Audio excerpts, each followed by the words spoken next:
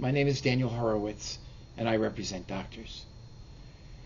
Often, a physician will come to me and say, look, I've got a peer review matter brewing at my hospital, but I'm not sure if I need a lawyer. Once I bring you in, then they'll bring in their lawyers, and things may get really tough, and I'd like to try to work it out. After all, these are my friends. What do you think?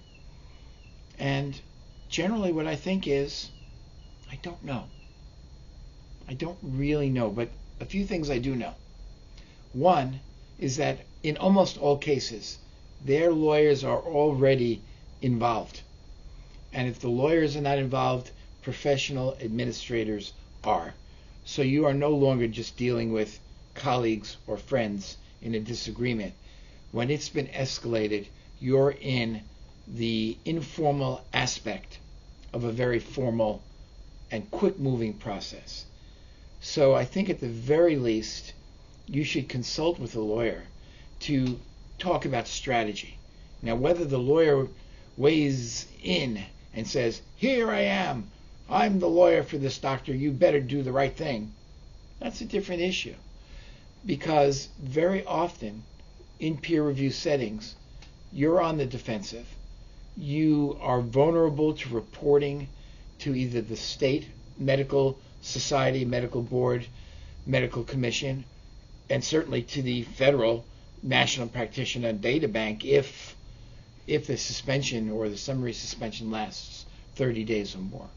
So you're in a negotiating position where you don't want to sort of wake up the sleeping dog. On the other hand, if you come from weakness and negotiate from weakness, very often you don't get a good result.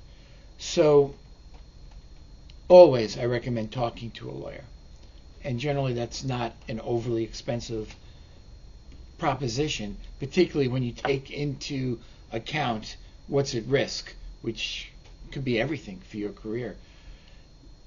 In terms of intervention, a good lawyer, a good medical doctor lawyer, and there are many of them, know how to interact with the medical staff, with the medical executive committee attorneys, and not stir the pot to the point where people are angry and not working together.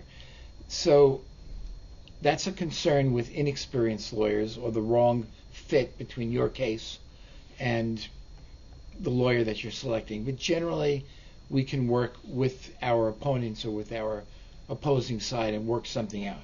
So bottom line is, when you see trouble brewing, reach out to a lawyer and get a head start on your response.